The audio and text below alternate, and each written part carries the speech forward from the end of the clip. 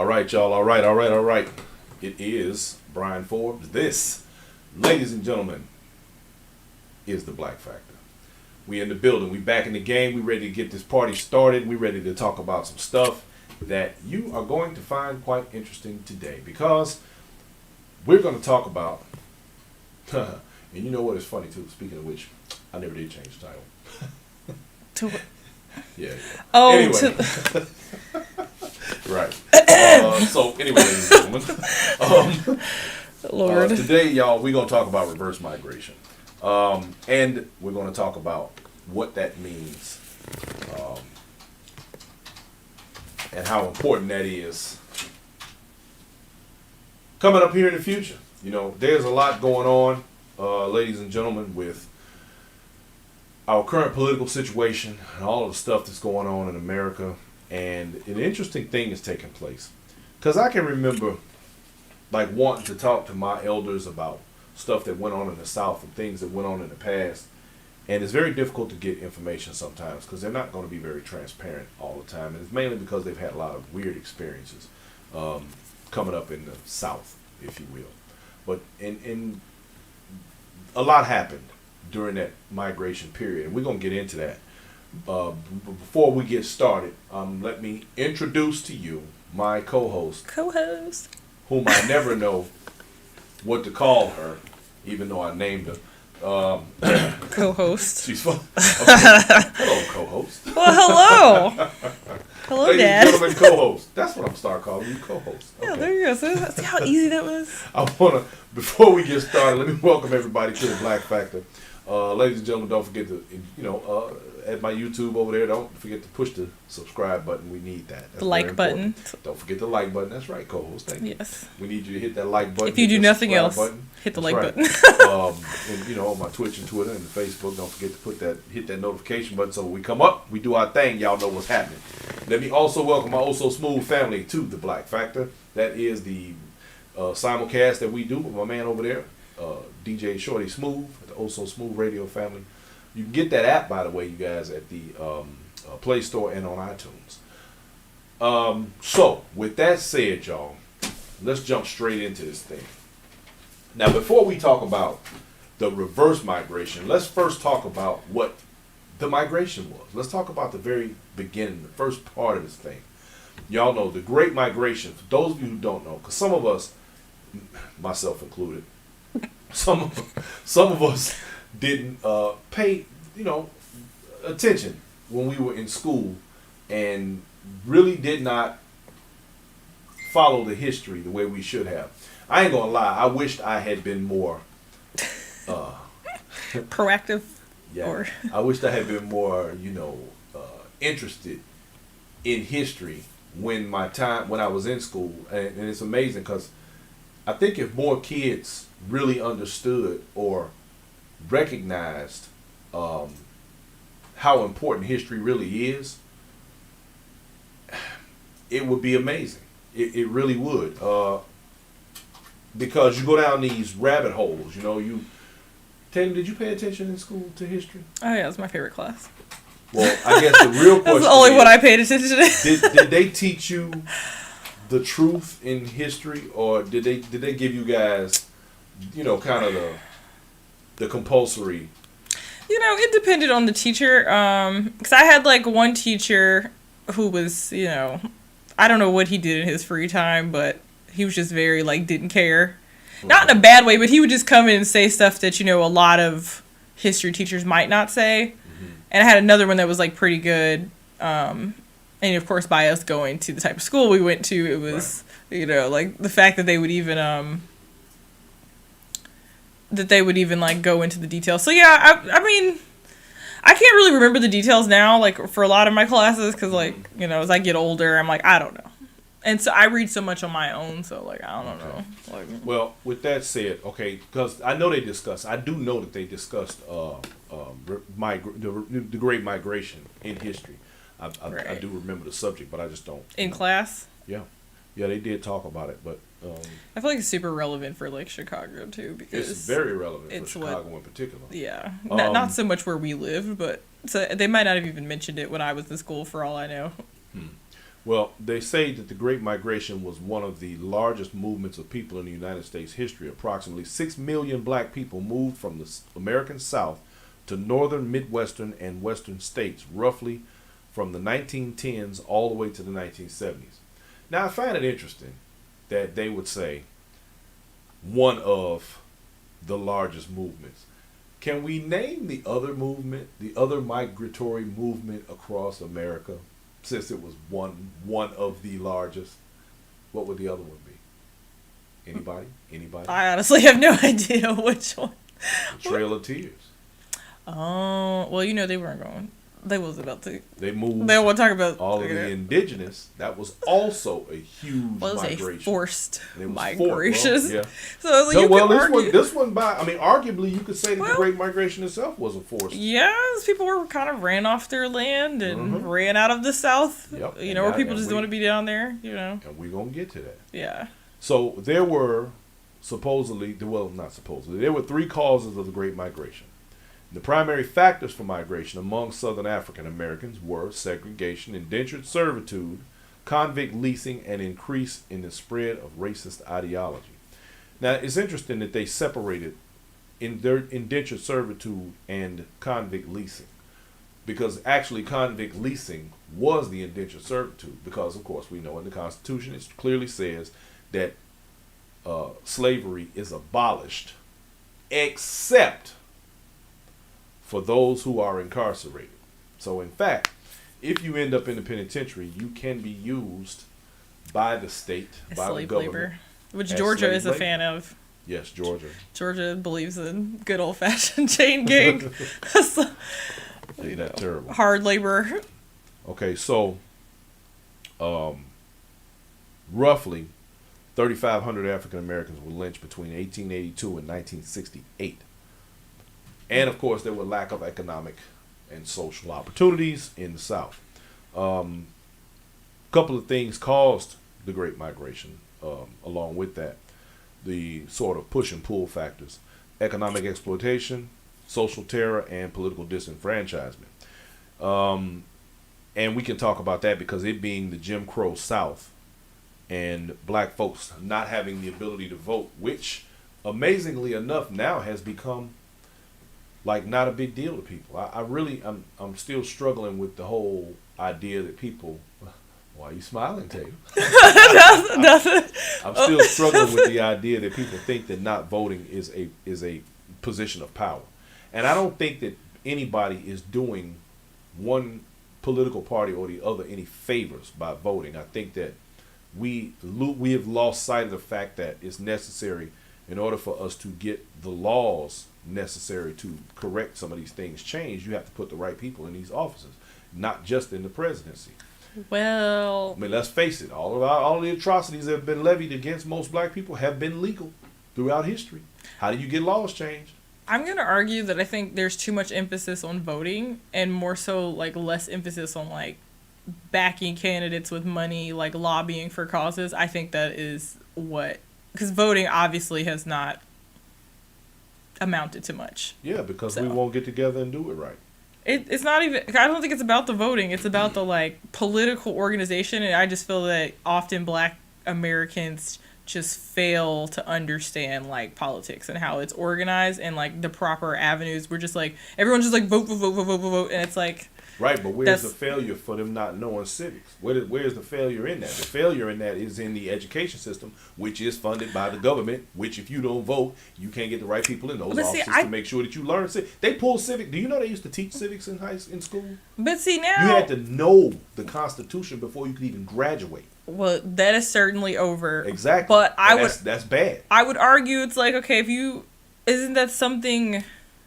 I don't know. It's like your family should teach you at some point. I don't know. The school can't do everything. I feel like especially for, I see Dennis said community organizers. Precisely. Like we need more of that and less emphasis on vote. Because people don't want to vote because they feel like, well, what am I voting for? I mean, just look at this 46 people. Everyone was like browbeating black people about we have to vote for Joe Biden or you're going back to slavery. And if you don't vote. Nobody said you had to vote. Oh, there was definitely a strong you have to vote. People didn't necessarily vote for Joe Biden. They voted against. Donald Trump. But it was still a vote for Joe Biden, which is fine. I'm not judging anyone for their decisions, though I have a judgmental tone right now. But what I disliked about this, especially as being like one of the more recent elections where I've been an adult, it's just like vote, vote, vote. And no one once asked, because we talked about like Ice Cube and people trying to organize politically around the Black American community, and everyone was like, that is ridiculous, like, how dare you, like, Negroes was stomping their feet and having tantrums, like, how dare you offer a political agenda for Black America, we're just supposed to vote for no reason at all. And it's like, of course, like, you're not gonna. I think that narrative is a little off base. I get where you're going with this, but I do Of think course you. that narrative is quite. It's a little skewed. I'm summing up. I mean, Joe Biden literally was like, if you don't vote for me, you're not Black. And Negroes was like, that's fine. Yes, Massa Biden. Yeah, we go nobody still. Say that was fine. Nobody. Again. If Trump had said it. You already know. He has said things quite equal. I mean, let's keep it 100. Come on, man. I don't recall him really bothering the Black community. He definitely said inflammatory things about everyone else. Did he come for us? Did he send for us? I don't recall that happening. Now, let me point something out about this conversation right quick, for my audience and even for you, Miss Young Lady, Miss Co-host over there. Yes, let's go. I want to point this out. The fact that you and I can even have this discussion is proof that your education about politics and your ability to think on your own and think critically was provided by a family environment and an education provided by your parents. Yeah. Now, I want you to understand something, and I want you to think about this. How many times have you told me, you and your brother and sister both thanked myself and your mother for the fact that we took the time, put the paper, that we took the time to educate you all at home and not rely on the education system to provide you with the tools to even be able to have this conversation to begin with? But do you know how many people did not have that opportunity? Yes, I know. I know lots of them. I was in class with them. You know, like I am well aware. I have these idiotic conversations with people I know in passing, in real life and online all the time, and I'm just like, I guess it's easy for me to see, and everyone else is me. We take for granted the things that we know, and we want everybody else to know what we know, but simple fact is we don't. They don't. And so we have to, unfortunately, sometimes compensate for their lack of knowledge in our discussions. Well, that's why Black America is going to the political underclass, and we're going to the back of the line. So, well, that ain't nothing new. Which, I mean, is what we're getting into the talk about today. I mean, no, it's not nothing new, but this time, I feel like the difference is now is like you have other people vying for political relevancy that we did not have in the past, and there's no like short-stopping of that, if everyone gets my meaning. So, you know, we are definitely going to the back of the line as a community. Well, as long as we continue to think that not voting is a platform, that's going to happen even more. It's going to happen even quicker. Voting, that's not the problem. Of course, it's the thing you must do after all the other steps are done. That's like me saying I'm gonna go scuba diving, but first I'm gonna jump out the plane. Like, now let me say this though, y'all's generation, y'all are the soundbite generation. To sit down and try and have a discussion with somebody in y'all's age group and younger about just even a little TikTok. older. See, exactly. Y'all want everything in 1 minute and 3 minutes clips. And if you don't get it in that, it doesn't make sense. But and that's so, everyone now. That's well, not. I agree. But that's a whole problem though. And then you say fix all these other steps first. How do you fix all these other steps when you can't even get people to sit down long enough to even understand what it is that they do? Well, if it were me, I would make. If I worked on a political campaign, I would leverage the internet. But I mean, no political campaign has hired me yet to do that work for them. You know, I would have QR codes and YouTube videos and TikToks, because that's just, you know, like that's just how we consume information now. Because really, it seems to be no point in like sitting around just watching stuff for the sake of watching it. Ironic me saying that, I know. But like, if you could just get something like that really fast, and our attention spans are just short. Like we've grown up in a world, especially Zoomers, because like they're even worse off than I feel like millennials. But think about it. Look at the amount of time you've spent in your life studying. Look at how much studying and reading that you do, and then compare that to the people that you know walking around every day. Like the other side of the majority here on the YouTube channel says, millennials and Gen Zers are definitely the Adderall generation. Yeah, and I mean, our parents gave us computers, and for Zoomers, they have iPads. Like, at least for, like, 90s kids, there was no... We might have finally got, like, what is it, like, Walkman and Game Boys. And even then, they didn't, like, hold our attention all day. But It's just a product of, like, all of these companies set these algorithms up to, like, eat up everybody's bandwidth, your personal bandwidth. So that is what it is. Like, that's not going to change. I like how you put that, personal bandwidth. Yeah, like, they want... Because our attention is their product, like that's how they make their product. Like we are the product, if you will. So like us constantly paying attention and like scrolling, like they have set it up like that. Like they even like worked with people who make the casino machines to like set up some of the apps. Like they've cross-referenced like the marketing and everything. So it's just like an addiction. Like you're gonna keep trying to hit the lotto, or keep trying to hit the jackpot. Like trying to catch that high. Yeah, so I mean, you could say like, yeah, our attention spans are short, but it's hard to live in a world, especially now it's like increasingly digital. Because as I get older, I'm like, I don't want to be on the computer no more. I'm tired. Like I'm getting tired and burned out of being on my phone, on the computer. Yeah, but the funny thing is, everything that we do now, you can't do anything without a computer or a cell phone. So everyone's attention span's gonna be fried. And as a matter of fact, and wow, but you know what? This goes back to what we talked about last week, or what I talked about last week with the cryptocurrencies and the NFTs and trying to understand all of it. The funny thing is, like people like yourself, you're burnt. You don't want to do this anymore. You like really would like to put it down. But the fact of the matter is, now they're making it where you have to be even more immersed in it. Yes. Because with the new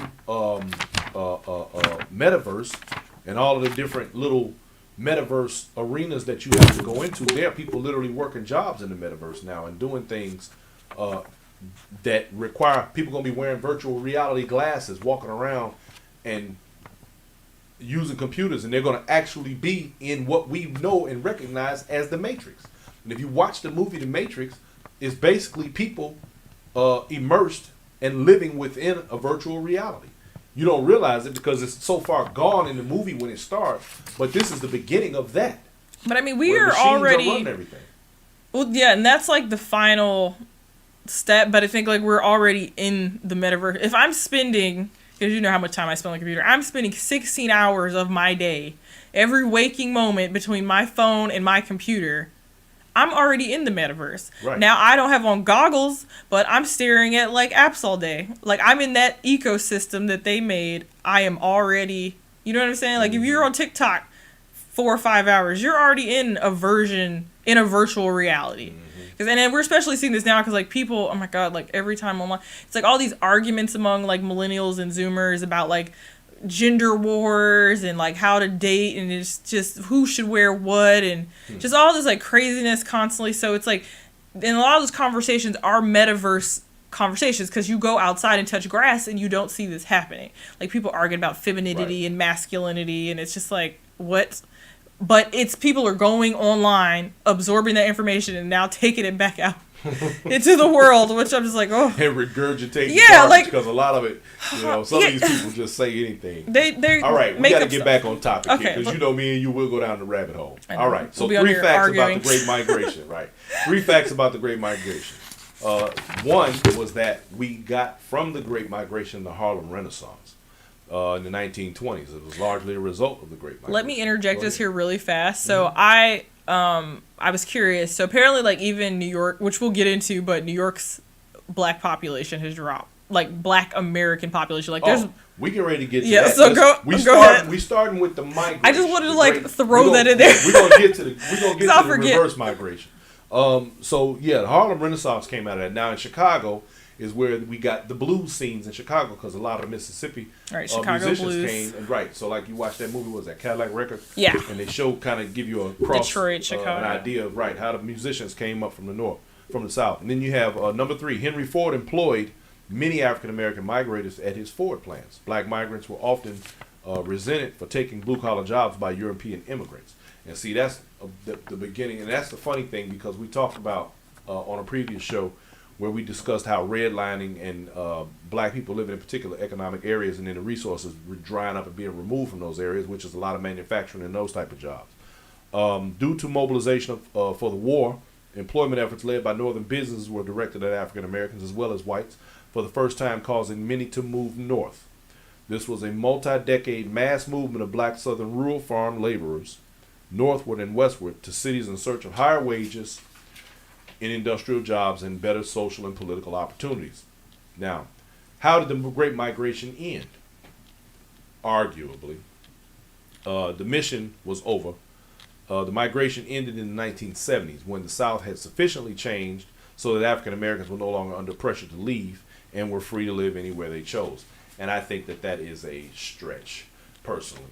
But it's amazing that black folks were still leaving the South all the way up into the 70s, moving north into the cities for better opportunities. Well, we know what came next. So the city was looking less appealing after that. Yeah. So, but you know, they were leaving, you know, the Jim Crow South and the black codes.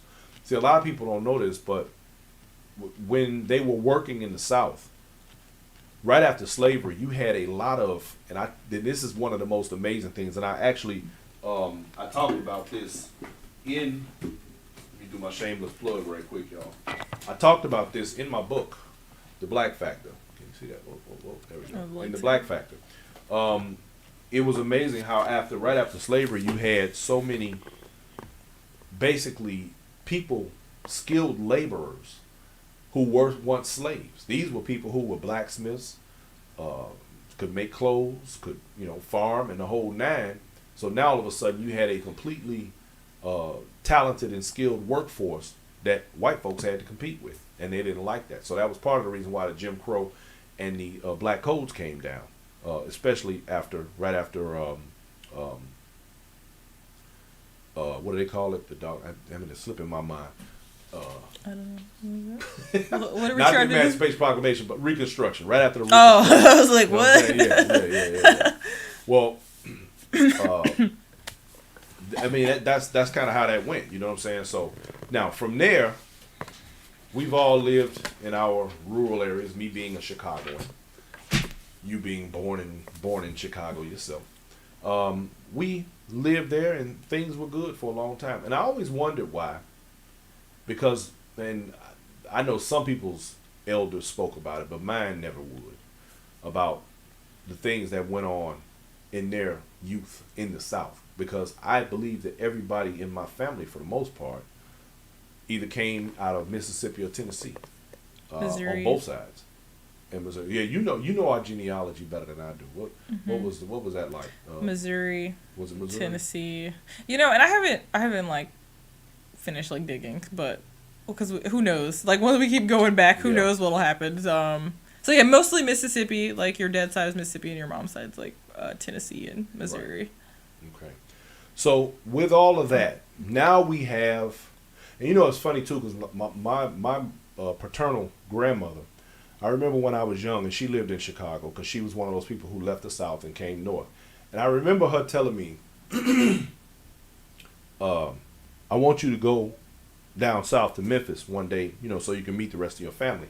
And that kind of thing, you know, as a kid, you know, it goes in one ear and out the other. And my very first time ever going into the South and going to Memphis was when I went to her funeral.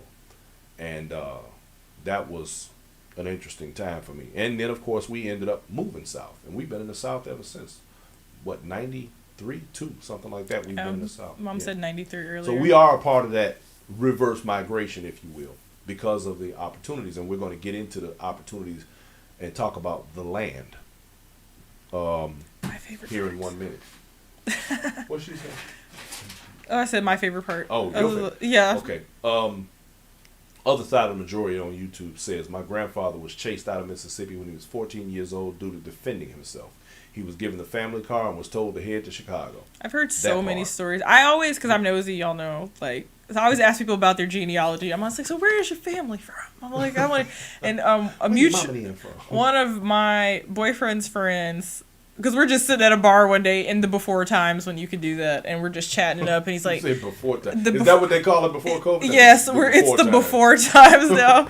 And we're just chatting. He's like, yeah, like my grandfather had to leave. I think his family's from Louisiana, but something similar to that. Like I'm not gonna put their business out there, but something happened and he had to flee in the night. So, which I've heard a lot of them stories like that people had to just dip out because they were defending themselves, which is something that they don't talk about. But I'm not gonna go on that rant at this moment. So let us press forward.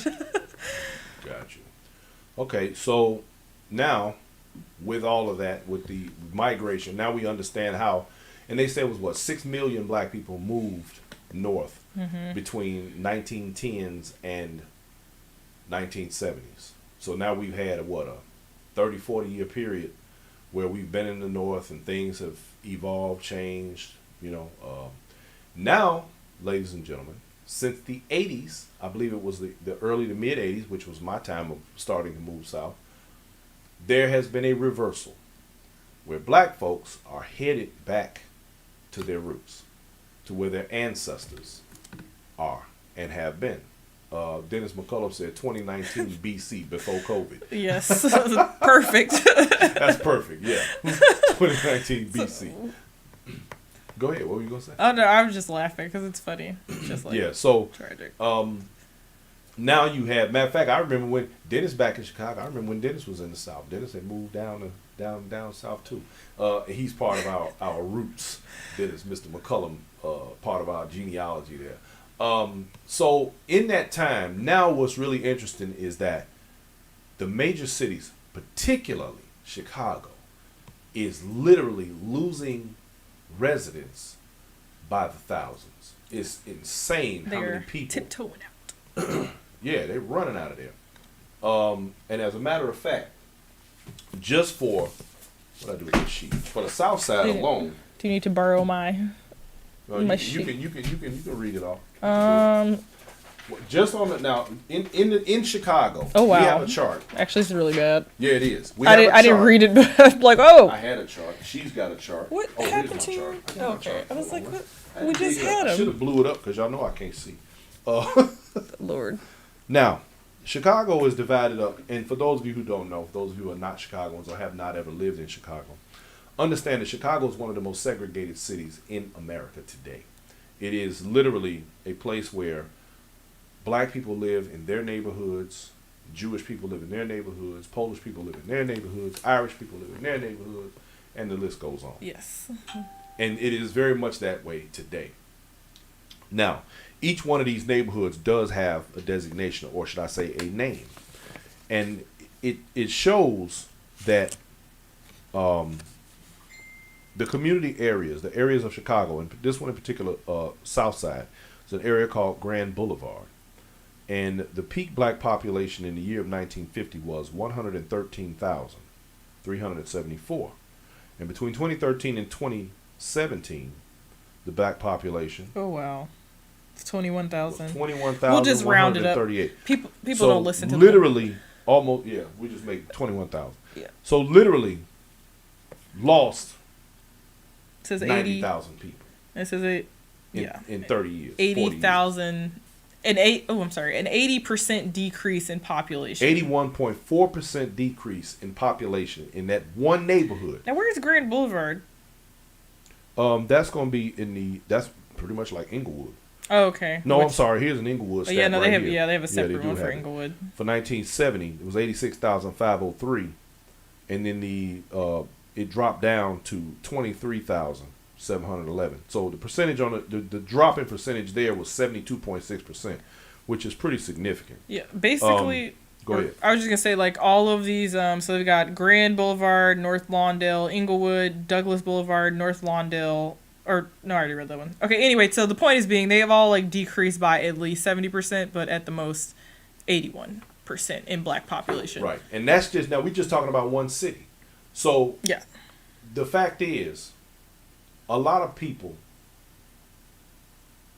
are leaving. A lot of people are getting out of these major metropolises, these people warehouses, if you will. Because when we start talking about the public housing areas like they've just recently torn down, like Cabrini Green and Robert Taylor and some of the other larger projects in Chicago, just as an example. This is a national thing, not just a Chicago thing. But people are migrating out of these cities. for better opportunities once again. Now, Brian Jeffries on here just made a point of saying a lot of those people moved to the south suburbs, which I agree 100% with. Yeah. That is also in true. Indiana, Wisconsin, because it's nearby Wisconsin. A lot of people over there in Milwaukee and different cities around the way. But the thing is this: when you look at a place like, say, for example, in Atlanta, where the population has increased incredibly. Now, I'm going to show y'all this. Yes, we've got the receipts. We got the receipts, y'all. I'm going to show y'all this chart here. Now, this one, this is a migration chart by the Washington Post. And it shows that, just as an example, Memphis. Which is crazy. I feel like all the Chicago people went to Memphis. Yeah, right. Increased by 5% since 1990.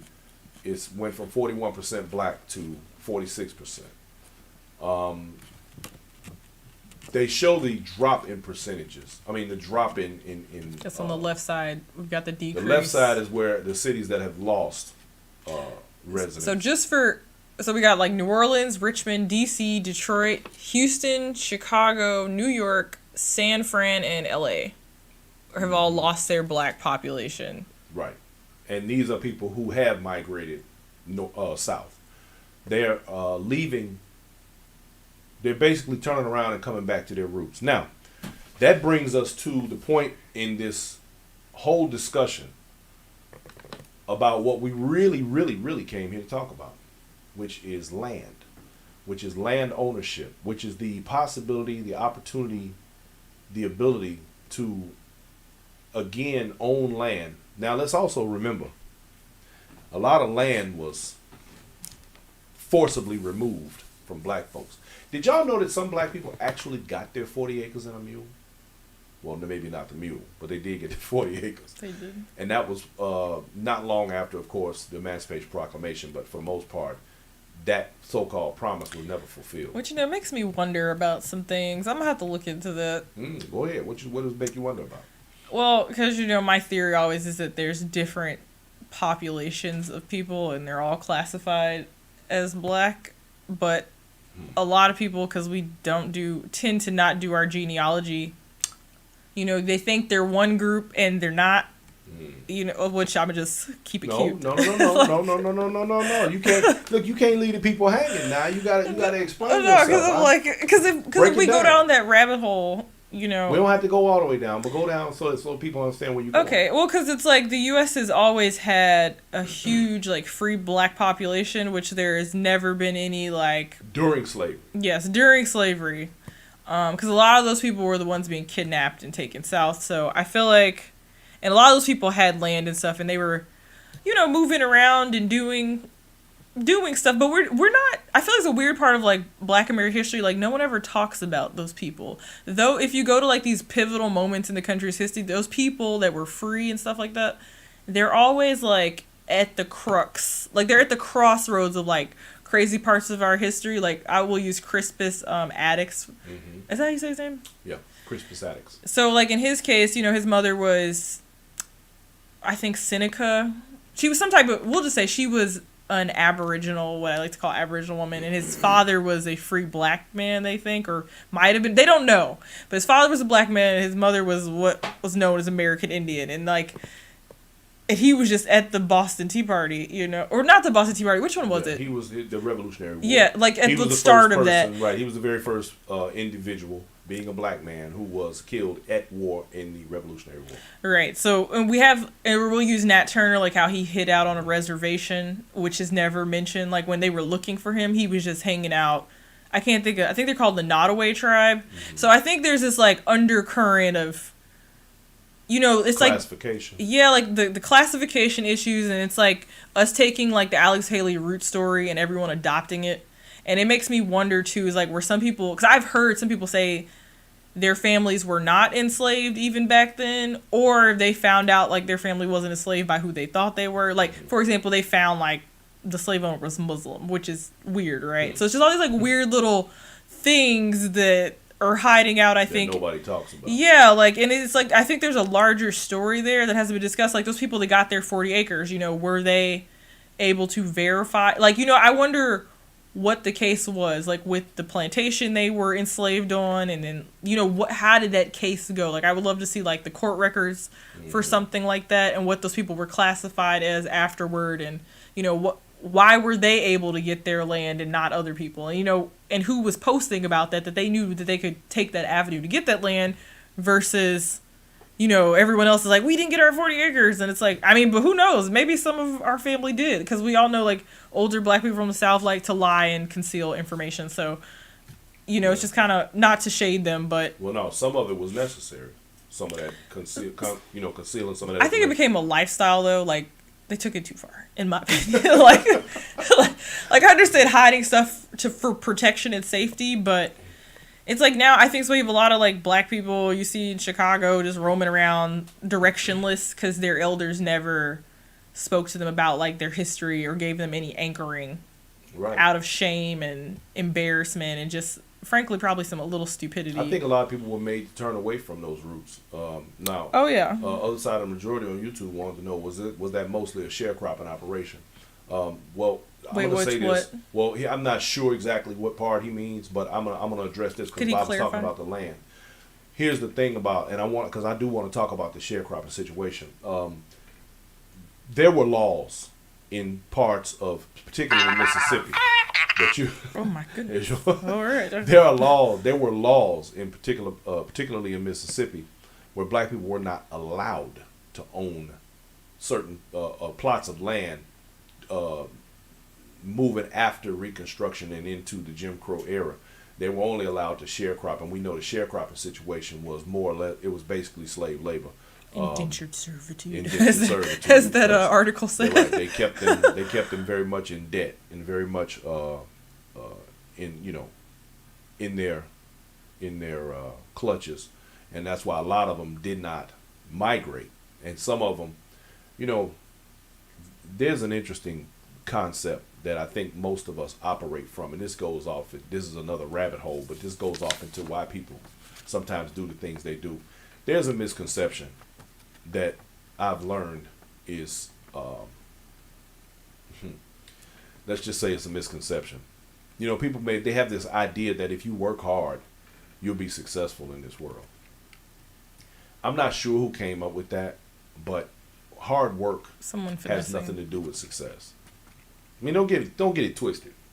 You're gonna do, because successful people are the ones that do what others won't. But the fact is, there are people who don't work hard at all, and they're very successful. It's because they work smart and not hard. So I was listening to a lady during an interview who had been on a plantation, and she was still basically working this land, and I'm guessing it was in their family. She had been working and chopping cotton and picking cotton, and in her mind, although she was no more financially well off than anybody else, she worked extremely hard and was clear about saying that if you ain't never chopped cotton, you ain't never done no work. So, well, she might be onto something. However, here's the thing though. As black folks, especially these days, and now that we are more upwardly mobile and financially stable, financially more astute, you would think that we would gravitate more toward land ownership, property and production, that would, kind of put us back in the situation where we were able to reap the benefits of those crops and things like that. We're not going to do that because the mentality is that it's like slavery. So people feel like they're above farming and working with the earth, and they think that there's shame. And there's a lot of shame connected to that. So don't you think that attitude needs to be adjusted though?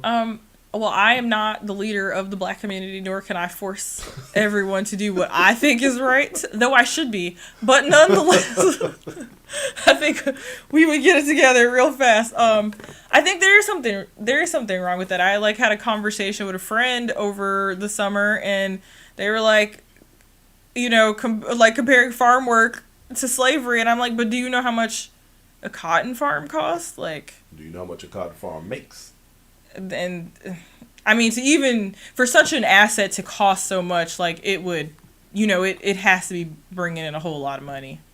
Right quick, Kathleen Rose Davis wanted to know, did all Africans come in from the South? I don't understand the question.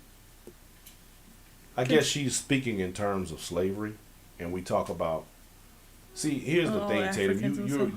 You're very well versed in that topic. I always have an axe to the grind when it comes to that topic. Kathleen Davis, let me put it to you this way, and it's a beautiful thing when you're at a place in life where your children can actually educate you. My daughter has done extensive research and I don't know why she's not a paleontologist or a damn. Because I don't want to pay for the master's degree. But if anyone wants to donate 40 G's for me to go do anthropology and archaeology, then by all means.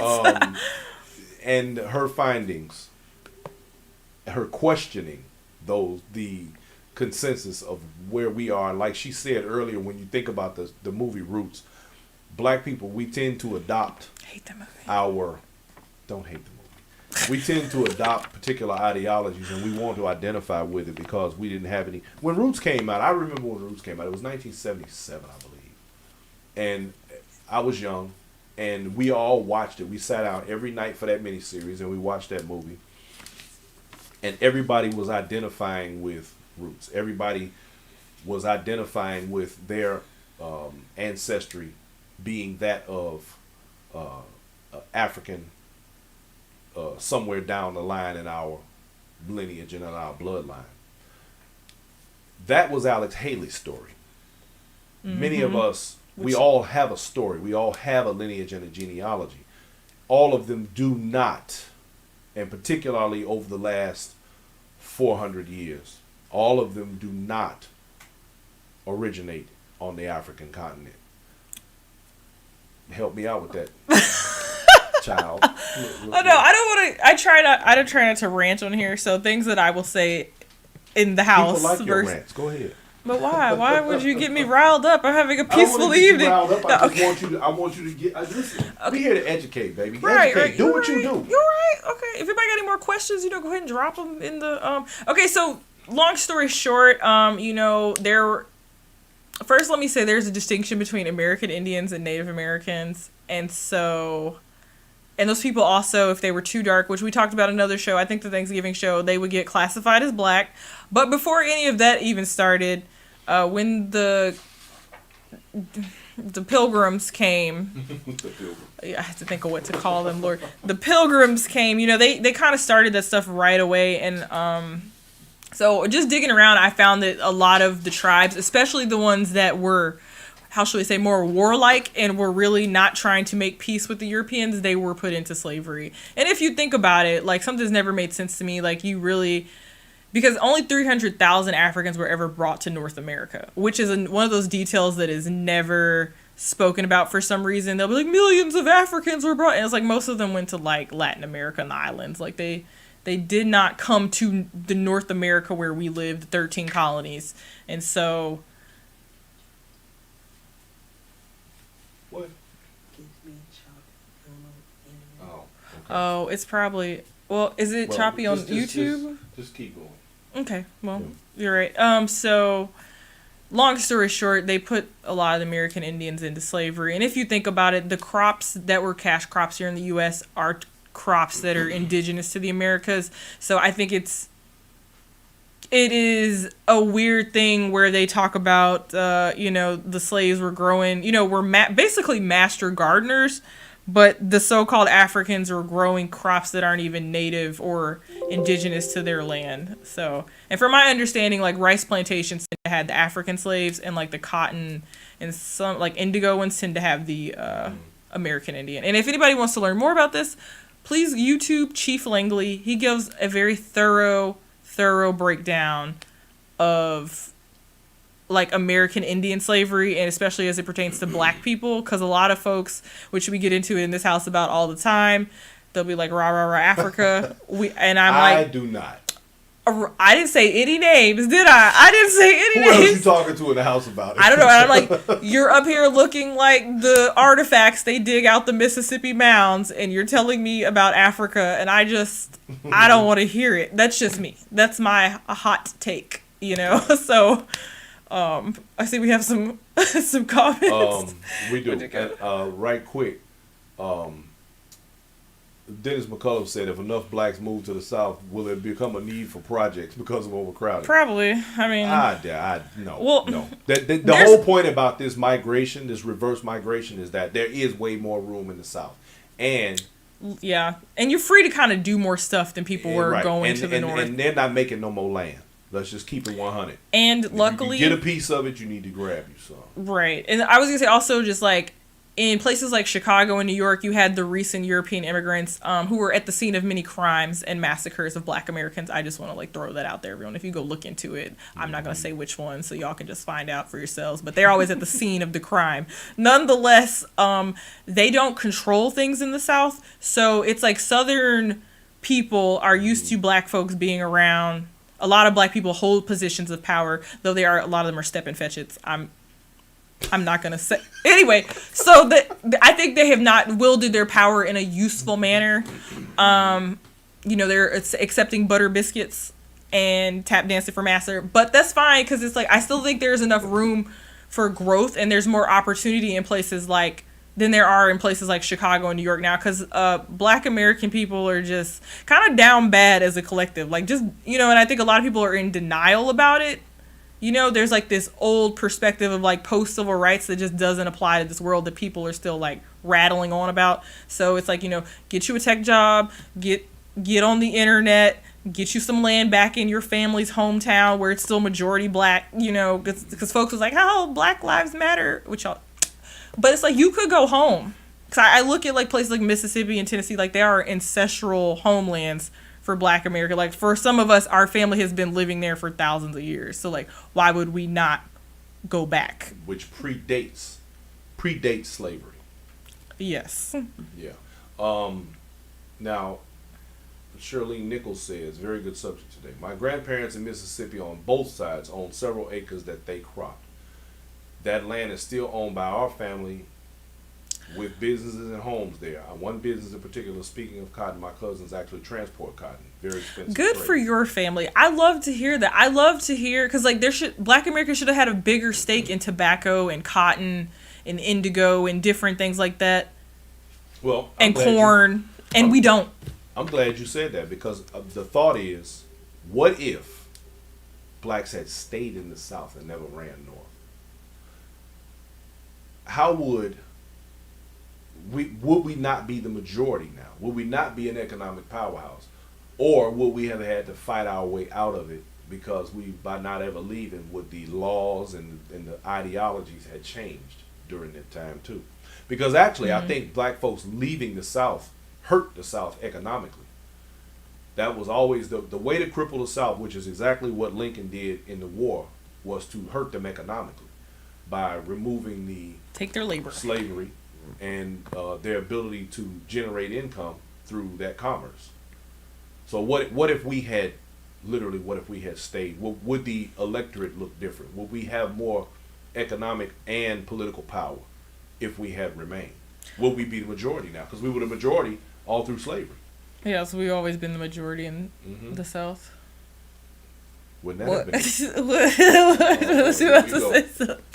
Don't say what you gotta say. I just wanted to say, remember they had the TikTok video? It was two. One, it said Black people need to start back planting and picking cotton. It's a big industry. Huge. Two, billions. Blacks need to go back and cutting trees and lumbering because they used to do that. Big industry. Blacks need to go back and start building with bricks and building homes.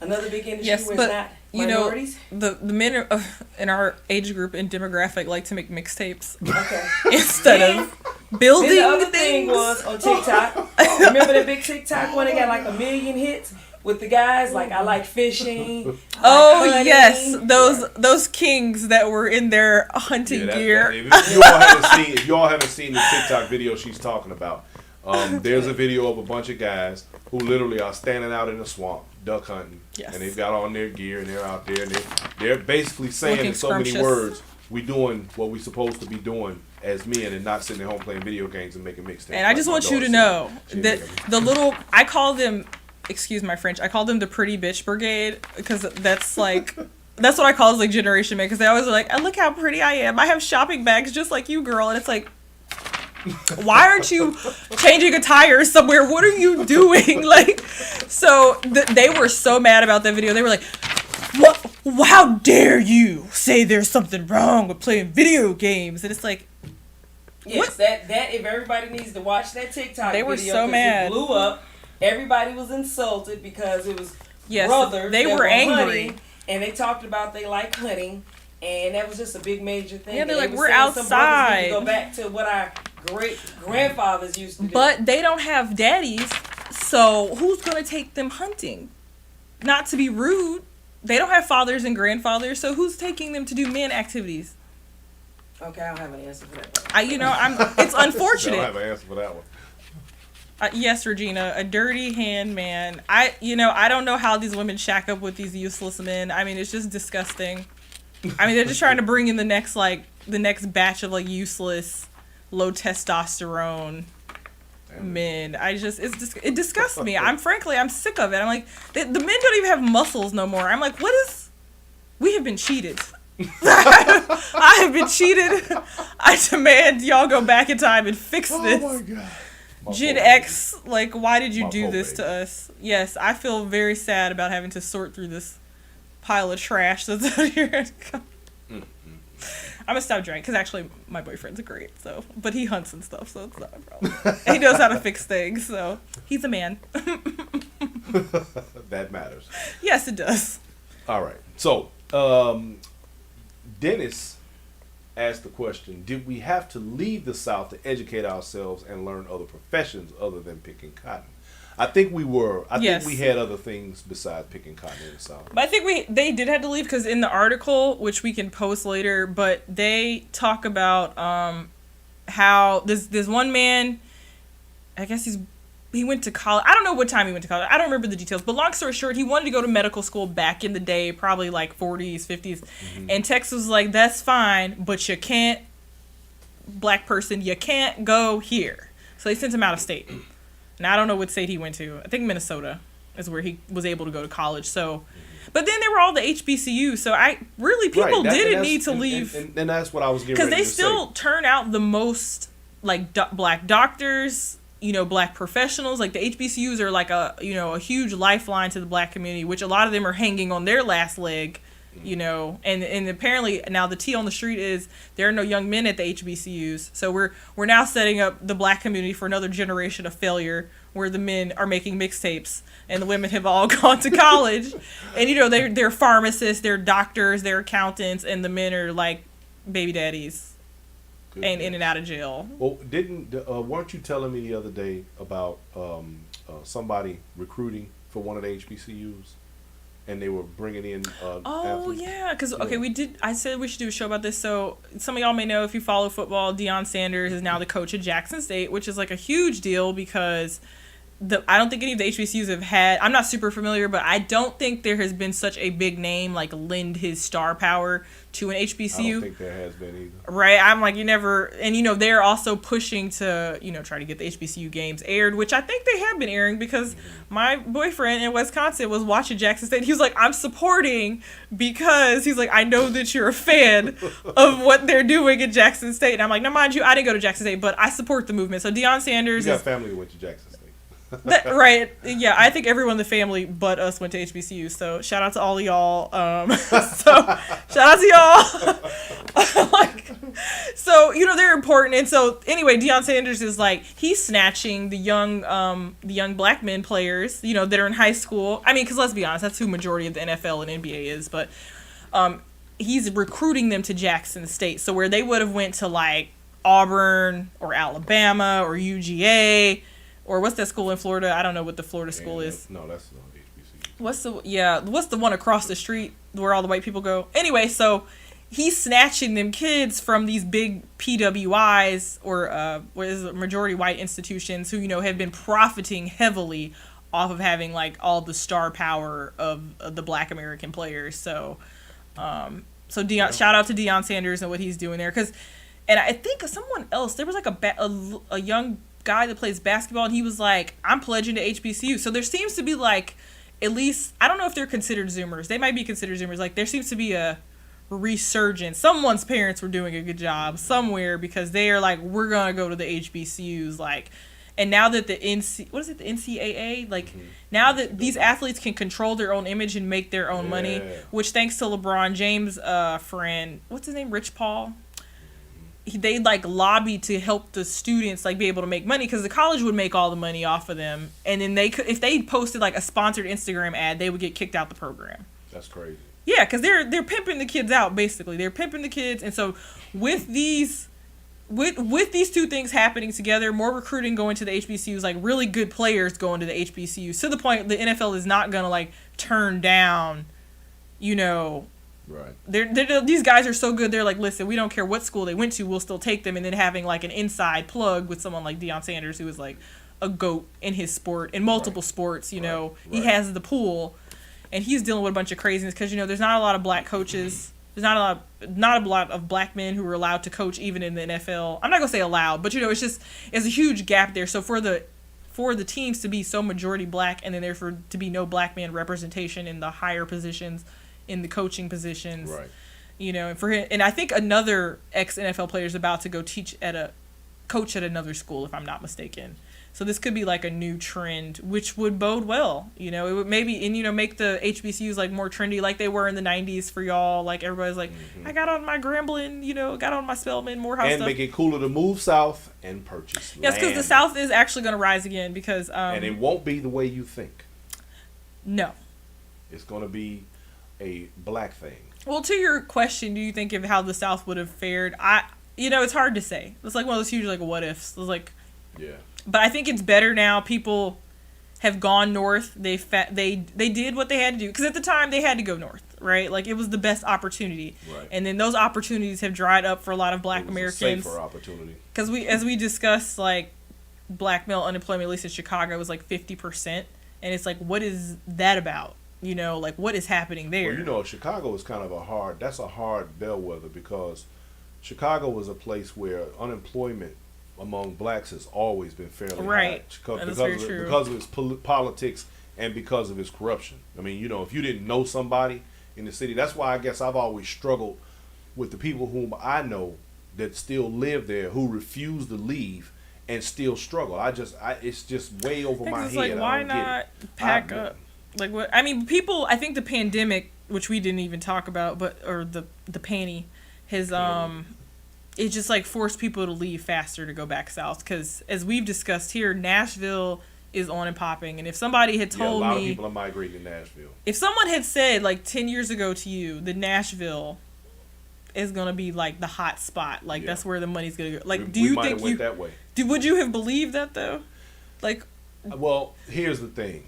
And just, you know, on some transparency, when we left Chicago, I went to Memphis thinking to myself, and Memphis is not the first place I'd ever lived outside of Chicago, but when I decided to move my family to Memphis, my thought was, as naive as I was, my thought was, well, here we are, ready to leave the city because I was ready to get out of the rat race. I was ready to get away from the crime, the corruption, the nonsense, find a place where I could raise my children without them being caught up in the systems of Chicago.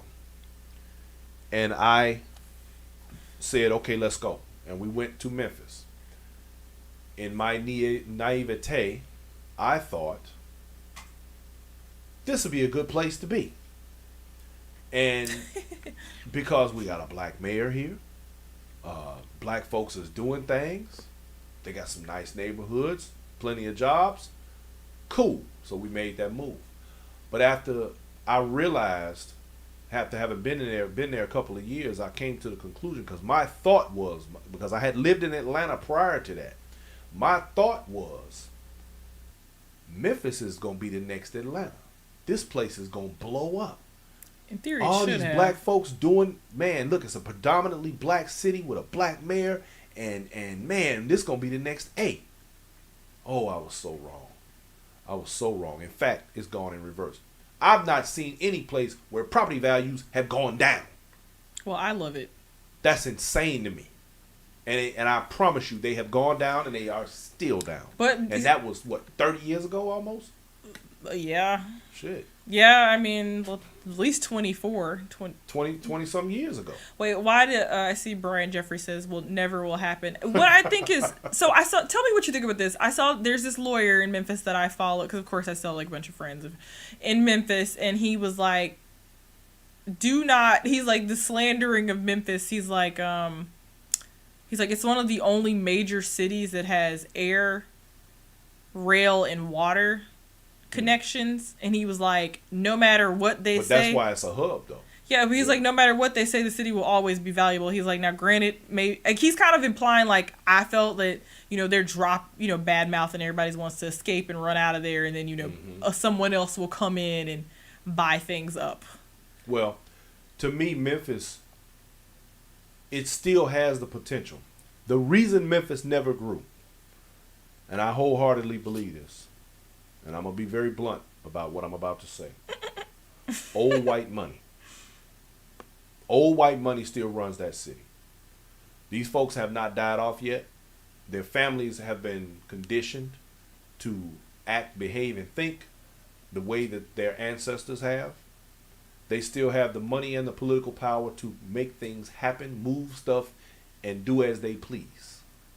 So while Memphis is somewhat considered a city, a large city, Memphis, in my best opinion, in my own experience there, is a big town.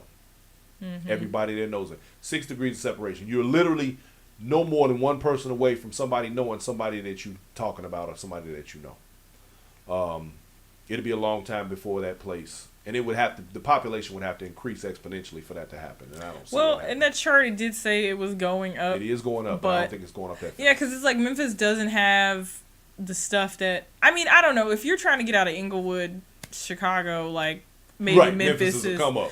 Like, it's not going to be that bad. So, I mean, it depends on who's moving there. Like, someone like me who's professional, doesn't have kids, I'm going to Nashville. Like, I'm not going to go to Memphis,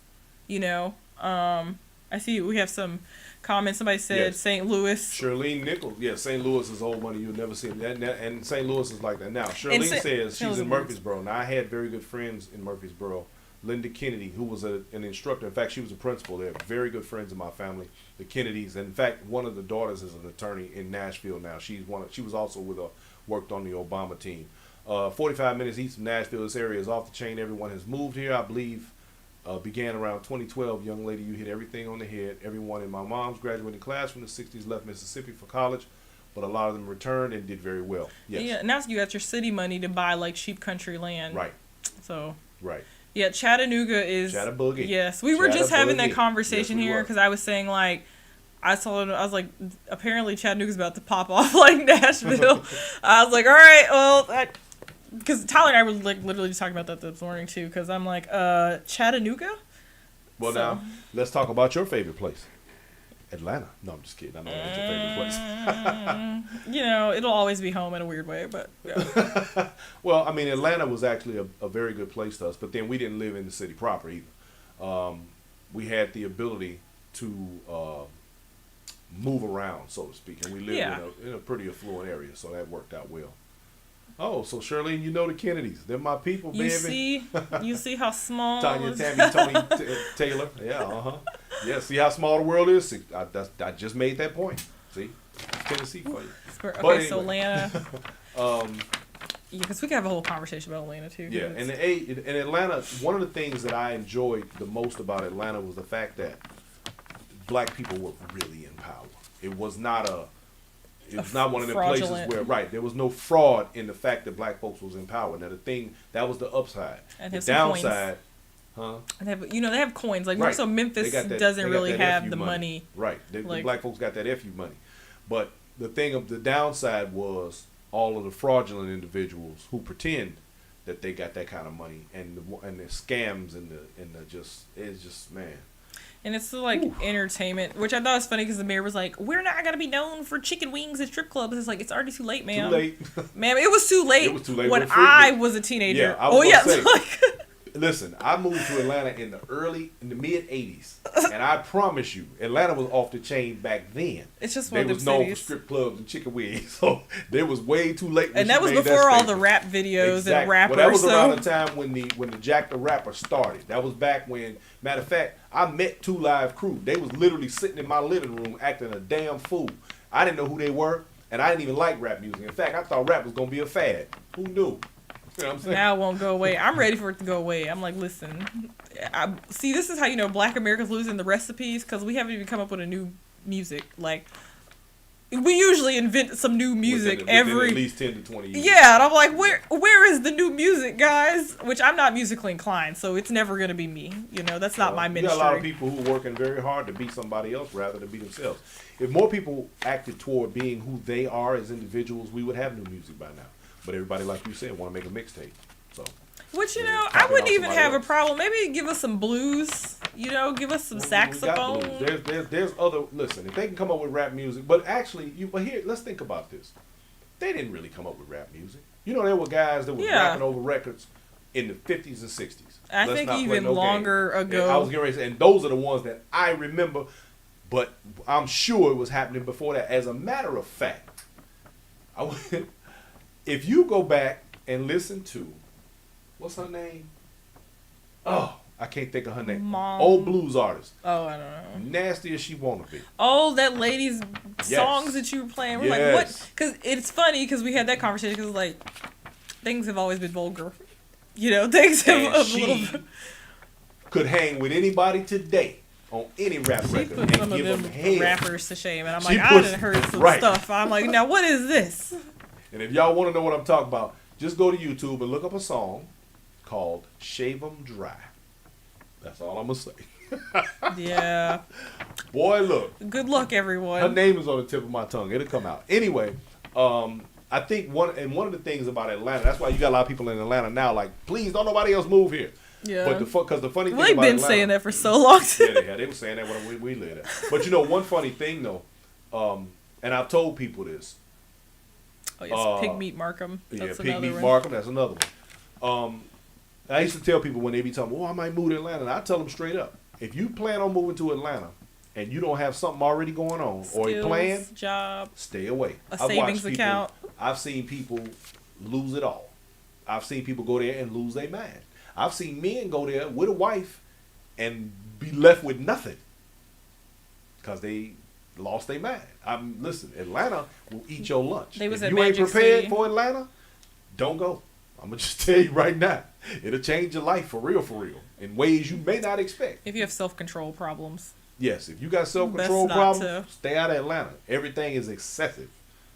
It's decadent. All the vices, yes. All the vices. If you got a vice, it's there, and it's right in your face. Florida. I don't particularly care for that particular state. And it's no longer Black American friendly, if you will. And the funny thing is, now, quick history lesson about Florida and Georgia, as a matter of fact.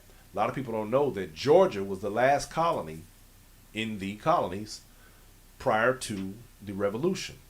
And Georgia was put in place as a colony for the purpose of deterring slaves from running, because, see, everybody has this misconception about slaves running up north. Well, some slaves ran south.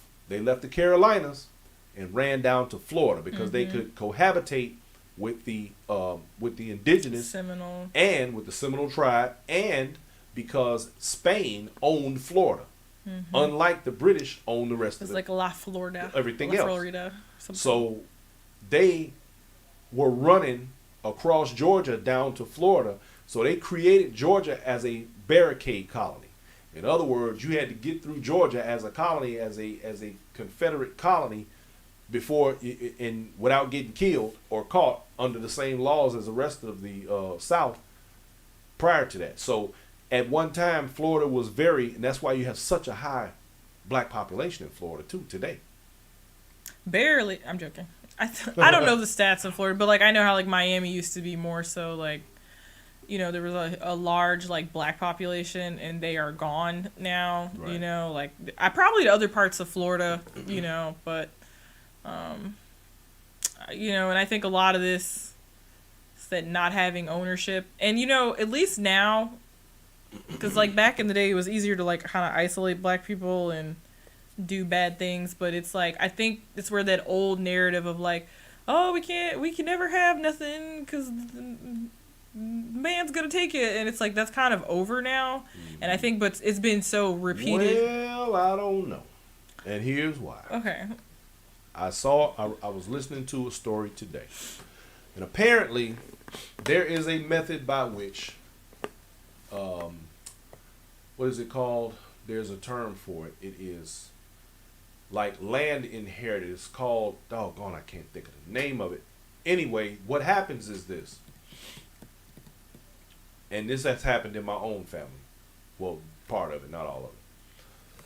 Family, let's say a grandparent or a great-grandparent has purchased land, and they pass along, and there are 3 brothers. So the 3 brothers each get, they all get a third of the land, or a third share of whatever the land is. And let's say the 3 of them pass along, and then all of a sudden each one of them got 3 kids, and now the land is divided up among about 15 people. Well, let's say one of those people decides, you know what, I need my money. And some guy walks in off the street, hey, you want to sell me your piece of the land? You're like, yeah, how much you going to give me?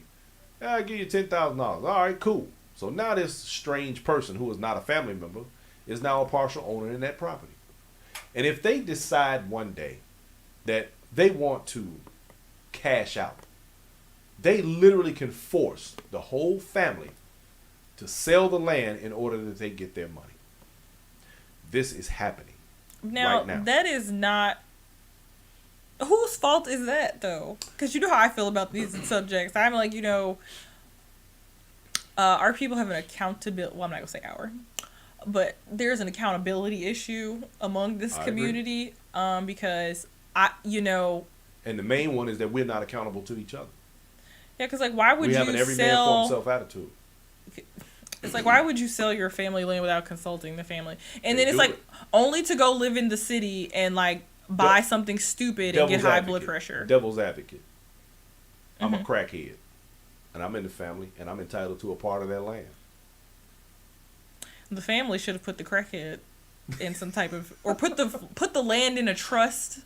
You have, like, trifling... But that's if you know to do that. Because one of the ladies who lost her property made the point of saying... They did what they knew to do at that time. See, now we're far more educated. We have information at our fingertips now.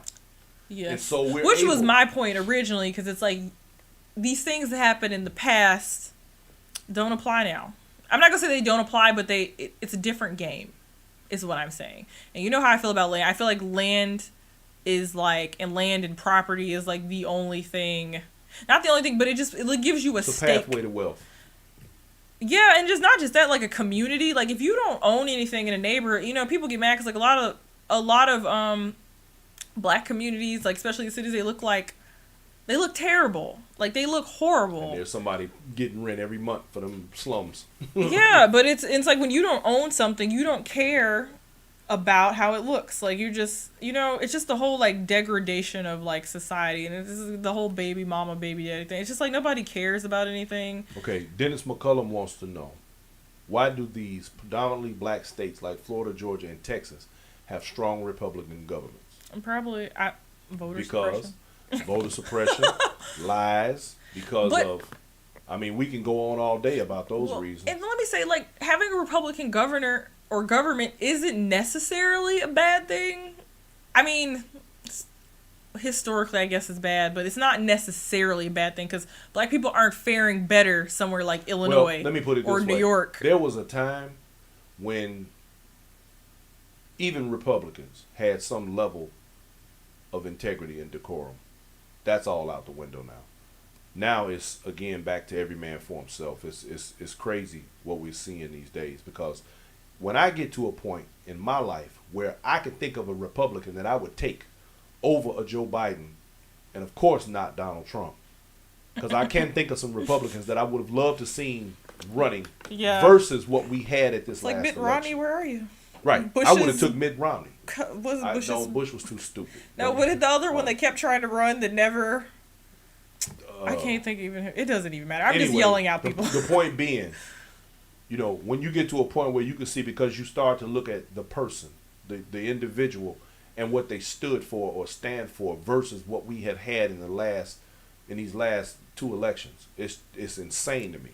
I say 3 elections. Well, of course you would say that.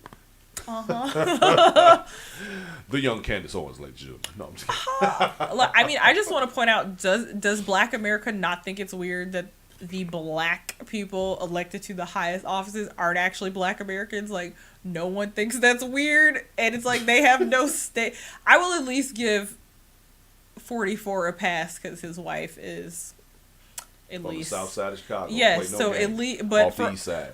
But knowing how politics kind of work, I still side eye that. I'm just like, I don't know. But that I like the optics, but as far as what it means, you know, this whole narrative that Black America has, like, we have no sense of cohesion. There's no like appreciation for our culture. Nobody wants to farm the land, and the average age of a farmer right now is 60. And it's ironic because, you know, they ran all the Black folks out the South. They ran all the Black folks out of farming too. They ran everybody. They made farming impossible for Black folks, and now there's not enough farmers. Mm-hmm. There's not enough farmers in our country, and we're in a weird time where y'all see the supply chain is having issues, and people are trying to go back to like local farming. And the people that would have been able to teach, like, I would have, if our family was farmers, I'd happily. I mean, I could say that, I don't know, maybe I'd change my, but like, I would love to be a farmer. Like, I would love that. I love being outside. I love like gardening and growing stuff. Nothing brings me greater joy in this life besides history stuff. But it's like all the people that would have known that type of information, how to grow cotton, how to grow tobacco. A lot of them are like dying off, or they're like somewhere in the backwoods, inaccessible to, you know, say someone from Chicago who wants to go back south and like reconnect with their roots. So, I mean, America has shot itself in the foot again worrying about Black people. That part. Yep. And, so, and it continues to happen. It's going to continue. Which is a shame, because I'm not trying to live in the Hunger Games, so I need someone to do something. And this is why voting. You do it. Why don't you run for president? Man? Why? Because, no. First of all, come on. I'm going to get canceled. Secondly, that cancel culture, they're going to cancel you. Oh, it's like, y'all thought y'all hated Candace Owens. Wait till I'm done talking. Like she's got nothing on me, I promise. And I'm not self-hating either, so I'm pissing everyone off. Like, I will have no fans at all. So, like, the racists will at least go rally for her, if no one else. I won't even have them in my corner, so. Dennis McCullough say, would Jesse Jackson or Al Sharpton have been better presidents than Obama? No, I don't think so. Because I just watched this video the other day where the pastor was talking about, well, I moved out the way so they could take the shot about MLK. So I personally side-eye anyone that was around, that did not die from the civil rights movement, that is still around. Like, not saying that they haven't been useful or have played their role correctly, but I just side-eye their presence. I feel like maybe they aren't as effective as they could have been, have taken some type of, but you know what, incentives. While I mean, because to me, a lot of the elder civil rights movement people, as well as the elder white politicians and some of these others who still continue to harbor a lot of the ideologies and processes that we have all been conditioned to operate under, they can all go away as far as I'm concerned. But the problem with that, to me, there are not enough young people stepping up. They're just not. I mean, it's like, personally, I'm very individualist. I would rather like work my job and start my own little hobby farm in my own, and start a family. There's not enough, but see, we live in a society. But I know people who in Memphis especially, who are doing local political work. What's your friend's name? Your I'm not gonna say her name because you know how I am. The only reason I'm not gonna say it is because my online presence, everything is just a bit of a mess. So I'm sorry. I'm not gonna say her name, but I know several people that I went to school with. They are working actively politically in their community, and they're doing things. But we're still kind of young, so it's like, where we will be in another 10 to 15 years, who's to say? I mean, I definitely, who is another, I think Montgomery, Alabama has like a young Black man mayor, Jackson, Mississippi, those are majority Black places too, so I don't know. It's like, I just listen, Martin Luther King was a young man when he was killed. he had done a tremendous amount of work in that period.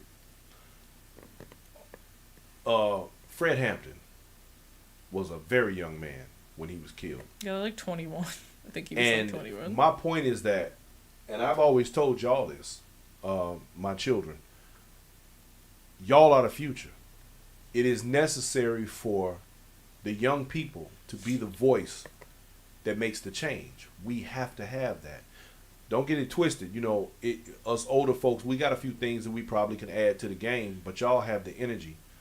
And if coupled with some of the wisdom of the elder and the energy and the vitality of the youth moving forward, we're able to catapult our society in the direction that it needs to be going in, where humanity is more important than what do they call it, partisanship and all this other kind of crap.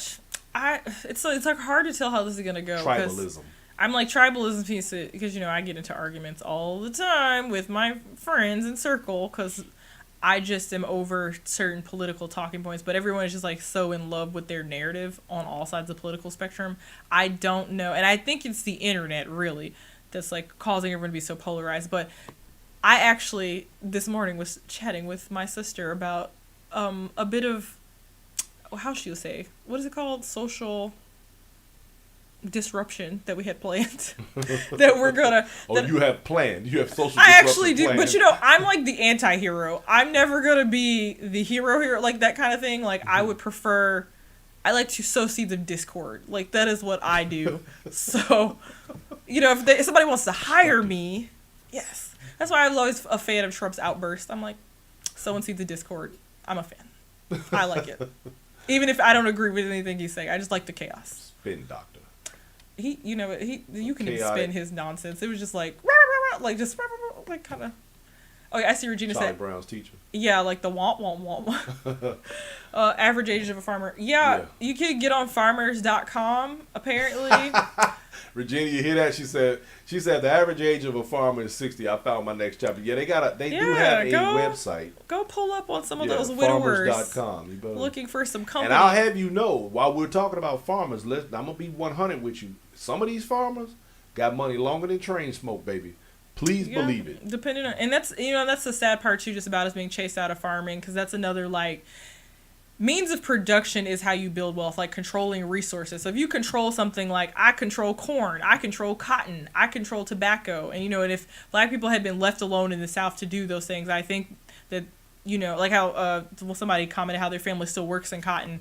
That there would have been more of that, like families intermarrying, merging, farms, things that are supposed to like happen naturally, but were disrupted by broke, dusty, and then like the lazy folks, the descendants of the convicts who are living off the teat of American welfare over here, because they are welfare recipients. That's what they are. A lot of these farmers are too now.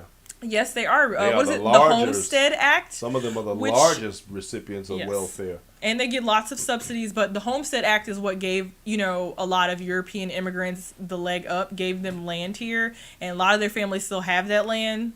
Not to mention we have some of the families who still own land who are, descendants of the Pilgrims. So, like, if land was so useless, which I feel like we could just speak on, like, our family, which I feel like there's that idea, there's definitely, like, that vibe where you're like really quick to sell off the land is because you think there's no value to it, and it's just kind of I'm trying to think of not an inflammatory word. I just all right. Yeah. I just gotta ladies and gentlemen, I thank you for tuning in. We have had a fantastic time, and yes, we've gone down some rabbit holes, and that's what happens when myself and my co-hosts get together.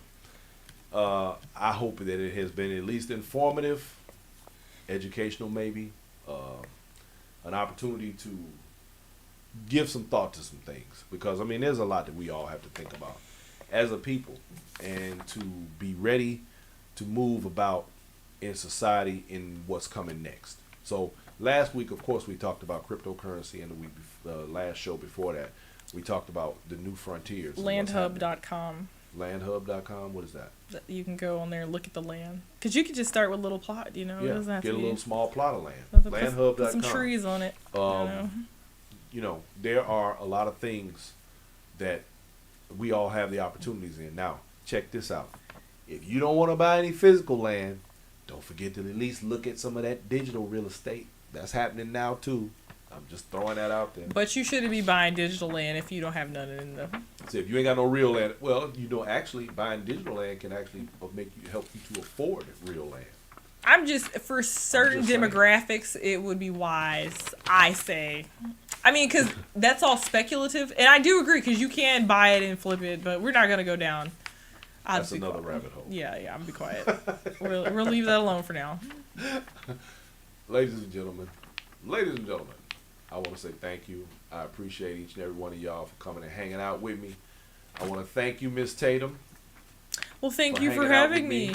It's always a pleasure. I always have a great time on my show when you're here. We're going to do another show where we just argue about something. That's a good idea.